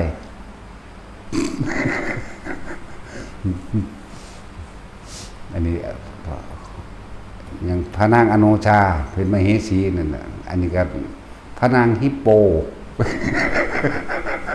โอ้เด้อรู้สึกเอาไปว่าได้เขาเจ้าตีคู่กันมาตลอดเด้กับว่าแค่วคาดกันไปจังซี่ตลอดเดี๋ยวก็ศรัทธาเขาเจ้าเสมอกันศรัทธาเสมอกันศีลเสมอกันจาคะเสมอกันมีความเห็นตรงกันอะไรว่านี่ศีลมันบ่เสมอกันแต่ถ้าเราเรื่องศีลบ่เสมอกันแน่นอนแต่ว่าสำคัญตรงที่ว่าศรัทธาความเชื่อและความเห็นตรงกันตัวนี้ต่างหากเป็นตัวเกี่ยวกันมาตลอดเลยศีลให้เสมอบ่เสมอเอาตามความเป็นจริงนี่แหละพอตัดสินหายังมาได้ก็สร้างให้แต่เมียขาแต่ของก็ขาเองอันนั้นว่าเป็นกูนี่ละเด้อีนั่นก็เลยเอามาสั่นเด้แต่ก็ดีปัวก็ต้องกันนั่นแหละสมรู้ร่วมคิดกันคือเก่าแบ่งปันกันไปพุทธกิจเทาพระนางโนชากับพระมหากพินะพูนแต่สมัยผมไม่เคยผัดผากจากกันเลยพระปฐุมมุตตะสัมมาสัมพุทธเจ้าอยู่เมืองหังสาวดีมันก็จะเกิดเป็นมหาเศรษฐีคนหนึ่งนิมนต์พระถึงแสนลูกมีพระเจ้าเป็นประธานแต่ก็ให้ท่านอยู่จังสันตั้งความปรารถนาบ่ให้ความหลักนี่ผัดผากเกิดมาพบใดสัตว์ใดกระชังจนกว่าข้าพเจ้าสิเขาพระนิพพานไปพร้อมกันอย่าให้ผัดผากและคำว่าทุกข์ยากลำบากบ่ให้มีพร้อมแล้วเหตุยุ่งสั้นถึงเพราะพุทธเจ้าองค์นั้นพุทธเจ้าพระปทุมนั่นแหละไปแต่งตั้งว่าผู้นั้นเป็นผู้เลิศแบบนี้เลิศแบบนี้เขาจะไปปรารถนาเลิศน้ำกันอย่างว่าละเขาจะตั้งใจฟังตอนนั้นเอาบรรลุเอาตอนนั้นก็เอาดิถ้าคือว่าละมันก็ฆ่าเรียกว่าละถ้าจะฟังตอนนั้นเอาตอนนั้นบรรลุตอนนั้นก็บรรลุได้ได้ฮะนี่แล้วสั้นแล้วมันจะมาฆ่าความเป็นเลิศอย่างว่าเอตทัคคะเพิ่นเป็นผู้มีความเป็นเลิศอยู่เด้เลิศทั้งใดลืมแล้วนั่งอนุชาติกระเลิศทั้งหนึ่งพระมหากปิณกระเลิศทั้งหนึ่งมาฆ่าความเป็นเลิศความปรารถนาความเป็นเลิศแล้วก็เลยมาแล้วแต่ว่าก็เป็นผัวเมียกันมาตลอดหลังจากนั้นตายแล้วไปเป็นพระอินทร์อยู่36กับธรรมดาบ่มาเกิดเป็นพระราชากับเจ้าฟ้ามหากษัตริย์อยู่นับบ่ได้เป็นแล้วก็บ่เคยเป็นเมืองขึ้นไผพร้อมเรียกว่าเป็นเอกราชบ่เคยเป็นเมืองไผพร้อมหลังจากก็ทำบุญเกิดไปเป็นพระอินทร์นํกันอีกเวียนไปแต่แนวจังซี่เทวดาและมนุษย์เทวดามนุษย์แต่ว่าบ่เคยตกต่ำบางชาติที่เกิดมาเป็นเศรษฐีย้ายพากันย้ายบ้านเมืองมาสมัยนั้นเป็นปลายสมัยเอาจ่อๆปลายสมัยของพุทธเจ้ากัสสปะเฮานี่อุ้ยเฮาสั่นจังเฮากับไผเนาะแท็กซี่มึงได้เกิดบ่มึงรู้จักอยู่บ่มึงได้เกิดอยู่บ่ศาสตร์นั่นเกิดเป็นหยังคือว่าเกิดตัวมึงบ่จักซื่อพระมหากบิณกับพระนางอโนชาเกิดโรคฝีดาษแห้งแล้งเลยพากันย้ายเมืองใหม่มาเห็นพระตั้งทัพไว้แล้วเลยพากันเอาพวกสร้างพวกเกวียนพวกง่วงพวกควายนี่มามื้อนี้เพื่อสิไปหาตัดเอาไม้อยู่ป่าใหญ่มาสร้างบ้านแต่ว่ามาสร้างบ้านแปลงเรือนใหม่จังซั่นไปเห็นวัดแห่งหนึ่งเป็นวัดห้างแต่ว่าล่ะวัดห้างอยู่ในตั้งอยู่ในที่สปกบ่ก็บ่รู้คือกันแต่ว่าอยู่ในป่าใหม่อยู่แน่นอนแต่ว่าเป็นป่าเนาะตะกี้ว่ามีเจ้าของดอกสมุนมันโคตรพอโคตรแมงมาหาเป็นเจ้าของมันตีนตำปากมันก็ยังปวดสปกนี่ก็ดีสำนักพุทธก็จักได้มันสิยุบดอกบักคานก็เลยบักม้าสีแมงนี่เนาะอันแล้วเขาเจ้าไปเห็นวัดห้างคนใหม่มาแล้วไปเห็นวัดห้างก็เลยตั้งใจสร้างบำรุงลื้อลงมาเบิดแล้วก็เสร็จใหม่มีกำลังงามๆแล้วก็เที่ยวตามหาเบิ่งภิกษุมีพระภิกษุมันเป็นปลายสมัยเด้เป็นแบบนี้แหละปลายสมัยคือพระพุทธเจ้าเฮาปลายสมัยเราเด้นี่จักว่านี่นิมนต์พระมาอยู่นั่นแหละทำบุญทำทานนั่นนี่แต่ว่าก่อนที่สร้างวัดพวกนึงกลุ่มนึงอยู่สร้างวัดกลุ่มนึงมาบอกทั้งพี่ก็เลยบอกว่าสิได้ว่าพากันไปหาใหม่ผู้เมียถามเขาจะเป็นหัวหน้าเด้เป็นหัวหน้ามาตลอดที่แล้วโอ้พอดีเขาไปเห็นวัดห่างเกิดความอยากบูรณะขึ้นมาเอาไม้สั่นฮะ เจ้าคือบ่บอกใครเจ้าจะอักเอาผู้เดียวบอกโอ้ยก็มาบอกอยู่นี่เด้ก็เถียงกันจักหน่อยแต่ว่าเถียงทั้งดีจักว่าล่ะดีใจพากันโฮไปทั้งเบิดเพิ่นสร้างเสร็จสับเรียบร้อยกับหมู่บริวารเป็นพันๆของพระนางโนชาก็เป็นพันของพระมหากัปปินะก็เป็นพันเด้จังซั่นล่ะสร้างร่วมกันนิมนต์พระมาเวลาถวายอาหารอันนั้นอันนี้กับหมู่พระภิกษุสงฆ์เราอันนี้ก็อร่อยนะเจ้าค่ะอันนี้ก็ดีนะคะนี่ผ่าอันนี้เนื้อนุ่มนะนี่อันนี้เช็ดมือเช็ดปากเช็ดยังกับเว้าไปนี่เขาจะการให้ท่านเราจะบ่พ่อเป็นผู้ผัวให้หน่อยผู้เมียก็ด่าเข้าใจว่าล่ะโอ้ยคนโง่เอ้ยขี้ที่แต่นี่ที่เดียวแต่ของเฮาบ่อึดบ่อยากนี่เมียนี่เถียงท่านหลายกว่าผัวเข้าใจว่านี่ที่จริงพ่อก็อยากท่านหลายอยู่แต่มันฆ่ายันเมียว่าเพราะว่า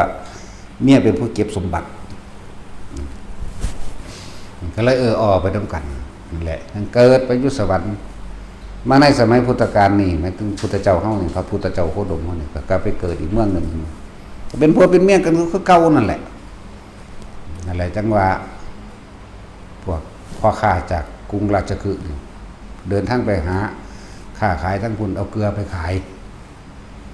ตัวได้ถามบ้านเมืองพวกเจ้าเมื่อหนึ่งเพิ่นเสด็จประพาสป่า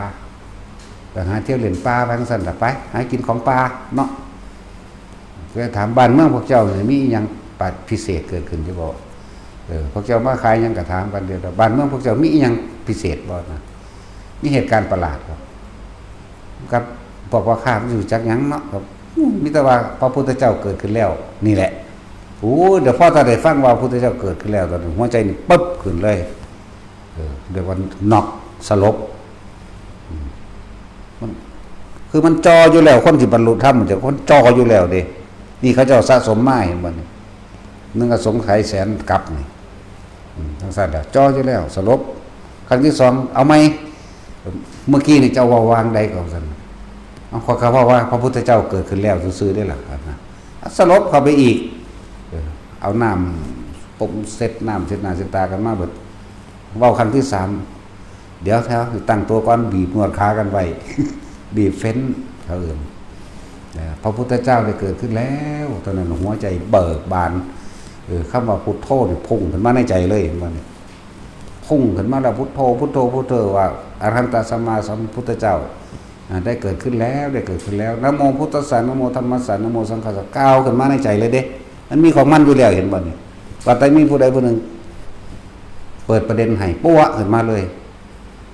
นั่นแล้วบัดนี้ก็ถามเบิ่งพวกเจ้าพวกเฮาเอาเงินมาเท่าไหร่นี่ถามหมู่บริวารเสนาอามาตย์นำกันโอ้ยมีอยู่300,000กับหาบรรดาพระเจ้าว่าเอามอบให้เศรษฐีเอามอบให้พ่อค้าทั้งหมดเลยพวกเจ้าเดินเข้าไปทางในเมืองนี่ไปบอกมาเหสีเมียข่อยเด้อเราข่อยไปบวชแล้วเมืองทั้งเบิดข่อยยกให้จากว่าล่ะเดี๋ยวจะพากันใช้มาห่อไปมีบริวารไปเป็นพันไปถึงแม่น้ำสายที่หนึ่งข้ามไว้ทีปิโสภควารังสมาสัมพุทโธวิชาจารสัพพโนเกิดขึ้นมาเองเด้แล้วมันคือมาได้จังใดขึ้นมาเพราะว่าข้าว่าพระพุทธเจ้าได้เกิดขึ้นแล้วมันจิตต่อเสือของเก่าในวันนี้นั่นเอื่นว่าสะสมไว้แล้วคือค้นทองยังสิได้เร็วๆนั่นแหละเฮาบ่ได้ทองเลยเฮาไปจื้อเอาซื่อๆเด้ตั้งแต่บวชมาบ่ได้ทองยังเอาเองโดยตั้งใจก็มีอยู่มีแต่ฟังมาแต่เป็นเด็กน้อยพระเพิ่นทำวัดเฮาก็ไปยืนอยู่ข้างโบสถ์จื้อได้เบิดแล้วก็ไปร้องเป็นเพลงแล้วอีพ่อตายจากอีแม่ตายจากข้าฝากช่วยไว้อีข้าตายจากอีข้าตายจากหิตสเมน่ะนะตาชิ้นแก้วก็เป็นมันบ่ทั้งสั้นแล้วมันเอามาลอกกันซื้อรักอันนี้ความจริงกับว่าจังซี่อีหลีอยู่เอามาลอกกันพระมหากัปปินะไปถึงแม่น้ำที่หนึ่งทำความเคารพน้อมพระพุทธเจ้าโดยการกล่าวพุทธคุณน้ำเป็นดุจดังว่าเหมือนพื้นดินมากแล่นไปครั้งที่2กับสวากาโตสายน้ำที่3กับสุปฏิปันโนพุทธเจ้าพนรออยู่แล้วปุ่นสัพพันธรังสีประกายวุบวาบถ่ายอยู่แล้วนั่นแหละเพราะถ้าเข้าไปใกล้กับไปได้ฟังธรรมหล่นมันก็บรรลุหล่นได้ล่ะบ่ได้ยากได้ล่ะบ่ยากแล้วเพิ่นเนาะแต่กูนี่ยากขนาดเนาะตัดสินก็เพิ่นสะสมเพิ่นเต็มแล้วนั่นแหละก็ บรรลุบวชเบิดเอหิภิกขุเบิดเลยนั่นแหละทั้งสั้นแล้วเธอจงเป็นภิกษุมาเถิดเด้อนั่นแหละสิเว้าแบบอภินิหารพวกบวชแบบเอหิภิกขุนี่ส่วนมากผมได้หนวดสั่นลงเองเด้จะว่าล่ะแล้วก็เครื่องบวชลอยมาจากอากาศเขามาสุบพ่อตะพันผ่าแต่งตัวบิดผ่าอย่างเดียวเป็นลูกดาวภิกษุบวชถึง60พรรษาสวยงามไปเบิดบริขารครบพร้อมนั่นแหละพระเจ้ามีบุญเฮาสงสัยสิมีบาปมันนี่กล่าวถึงพวกนี้บวชเราได้บัดวันนี้กล่าวถึงพวกนั้นกล่าวถึงพ่อข้าที่เดินทางเข้าไปหานั่งอนุชาพระนางอนุชาพวกพ่อข้ามันก็แปลกๆที่จะขอเข้าเฝ้าอีหยังนอนนะก็เลยถามพวกเจ้านั้นเห็นมหากษัตริย์สามีผู้ข้าว่าเห็นอยู่แต่ว่าเพิ่นฝากก็ไว้ว่าทรัพย์สมบัติทั้งเบิดนี่ขอมอบให้พระองค์มอบให้ท่านมเหสีไปแล้วมเหสีฮิปโป ฮิปโปมเหสีมอบให้เบิดแล้วซั่นเอ้าแล้วเขาไปใส่เขาบอกว่าไปบวชแล้วบอกท่านว่าจังไดกษัตริย์องค์นั้นราชามอบเงินให้พวกเจ้าก็เลย300,000โอ้ยจะมาให้หน่อยหามึงเถอะเนาะดินี่ยังเป็นนิสัยเก่าอยู่นี่เป็นแบบนิสัยว่าคือต้องเพิ่มให้หลายๆนะสรุปแล้วเพิ่นให้ถึง900,000กหาปณะให้ว่าล่ะให้เป็นเท่ากันเป็นนะก็เลยว่าผู้ใดสิเดินทางไปกับผู้ข้าให้เตรียมตัวคือบ่ได้บังคับเด้สละบ้านเมืองผู้ใดอยากได้เอาไปเลยสั่นแล้วเตรียมตัวโอ้ยพวกเคยเห็นมานํกันสะสมมานํกันบึ้มขึ้นรถม้าโลดแล้วบ่ได้ขี่ม้าเดียวๆแต่เป็นรถม้าเรียกว่าเป็นรถม้าม้าลากเดียวลากคู่มาจังซี่ไปเลยเป็นพันๆในตำรากล่าวว่ามันก็ว่าโดยพันที่จริงพันกว่าของพ่อใหญ่อันมหากัปปินะก็พันกว่าคือกันแต่จังสั่นแล้วไปถึงแม่น้ำที่1ก็อิติปิโสภควาเหมือนเดิมที่2เรื่องเฮ็ดแบบเดียวกันไปถึงพุทธก็เข้าพุทธเจ้าก็บอกให้เขาไปบวชกับสำนักภิกษุณีมาล่ะไปทั้งสั่นแหละก็เป็นมาที่เขาเจ้าผู้ใดอย่าบ่จะพัดภาคจากผัวจากเมียได้เห็นแนวนี้เด้อศรัทธาและมีความเห็นอันเดียวกันจะถกจะเถียงกันเรื่องทำบุญตาทกตาเถียคือว่ามึงคือให้หน่อยแต่บักหานี่เข้าใจว่าล่ะผู้หญิงด่าซึ่งนั่นแหละเป็นอันเดียวกันได้มีจาคะเสมอกันเวลาผู้ใดผู้หนึ่งท่านออกไปแล้วยัตนีเข้าใจว่าเสมอกันคือสาระออกให้มันเสมอกันมีความเห็นตรงกันนะเรื่องศีลสิเสมอว่าเสมอไว้อีกจังนึงดอกอันนี้ไว้สุดท้าย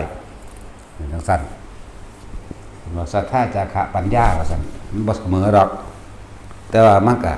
เพิ่นสิเพิ่นเอิ้นเสมอว่ามันลงในศาสตร์เดียวกันเพิ่นเลยเอิ้นเสมอแต่เฮาเอาความละเอียดบ่เสมอดอกจะได้ศาสตร์เดียวกันอยู่หั่นนะคือนั่งพิมพ์ผ้ากับพระพุทธเจ้าของมันบ่ได้เสมอดอกเห็นบ่ล่ะแต่สิเสมอจังได๋นั่งอยู่ผ้าบำเพ็ญเพียรมารวมถึง7อสงไขยบำพร้อมกันนี่เข้าใจบ่นี่บ่แม่น4เด้7เด้เลยบ่เชื่อก็ไปถามอีแม่เบิ่งจักสิมึงเฮ็ดได้บ่ไปถามอีแม่เด้อ 7อสงไขยแสนครับเริ่มนึกในใจมักกันมาแตะโดนแล้วจึงมาฮอดสุเมธาดาบทนี่จัง4สงไขยอย่าบ่ล่ะจังมาแสนมหากาพย์เป็นกำไรทุกข์บ่ได้ว่ากำไรได้แนวนั้นคือว่าเอ้ยสิเอาแหมงทุกปานนี้เนาะตัดสินเจ้าจะได้บ่กำไรนี่เจ้าเอาไปอีกจักแสนบ่แสนกับเด้บ่แม่นแสนศาสตร์นี่แค่หูดังเข้าออกนึงเด้นี่แสนกับเนาะนั่นแหละผู้ใดบ่อยากพัดพากันก็ผัวกับเมียถ้าฮักกันก็พากันมาตัวพอยีอีดกับยายร้อยจังซี่เนาะซั่นตัวไปอีกกว่านี่สมชายกับวิแววเอาเป็นครูมันบ่อึดเลยล่ะสมชายกับวิแววหรือจะเป็นแบบพาสุทินนอ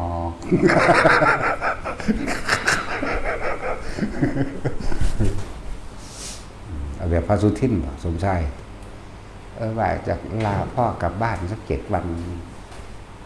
ทางอีแววบอกว่านี่